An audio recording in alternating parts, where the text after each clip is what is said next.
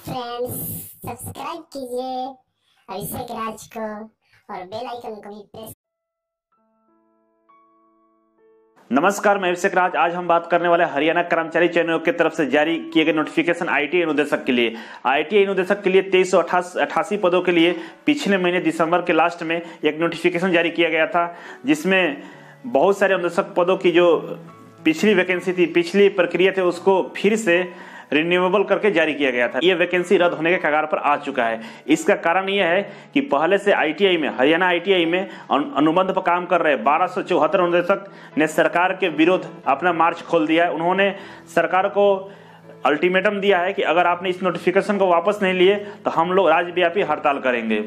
इनके समर्थन के लिए सर्व कर्मचारी संघ के महासचिव सुभाष लम्बा भी ने अपना समर्थन दिया है कि ये कर्मचारियों के साथ, ये अनुबंध पर काम कर रहे लोगों के साथ धोखा है, क्योंकि आईटी अनुबंधित संघ के महासचिव, प्रधान महासचिव सतीश नोएल का कहना है कि संविधान के अनुसार अगर 3 साल से ज्यादा कोई किसी संस्था में काम करता है तो वहां पर वो नियमित होने के लिए अपना दावा कर सकता है, और सरकार जो अनुबंध पर काम कर रहे अनुदेशक है उनको समान काम के लिए समान वेतन दे रही थी। मतलब पूरा जितना पे स्केल, फुल स्केल इन लोगों का मिल रहा था।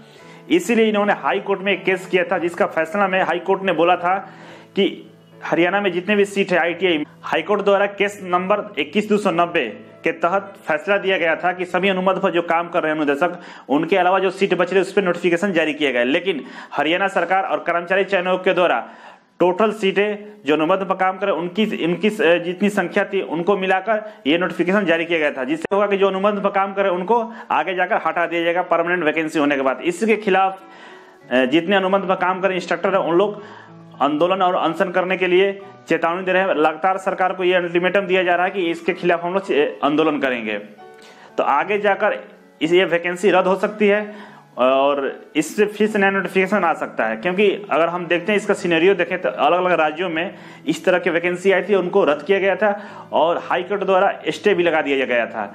लेकिन इसमें अभी तो ऐसा कुछ नहीं है, लेकिन आने वाले दिनों में हो सकता है ये रद्द हो जाए और नया नोटिफिकेशन जारी किया जाए। क्योंकि अगर बिहार की बात करें, यूपी और बहुत सारे स्टेटों में ये फैसला आ चुका है कि जिन्होंने 3 साल से ज्यादा किसी संस्था में काम किया है तो उनको नियमित किया जाए। इसके बाद ही आपको नया नोटिफिकेशन जारी करना है, नहीं तो इनको अलग से वेटेज दिया जाए, अलग से इनको सीटें अलॉट की जाए या इनके लिए सीट आरक्षित रखा जाए।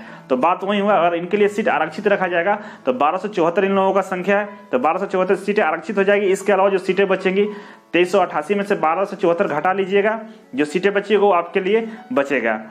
तो कुल मिलाकर उम्मीद यही है कि हो सकता है फैसला इनके पक्ष में आए, क्योंकि पहले भी हाई कोर्ट बोल चुका है।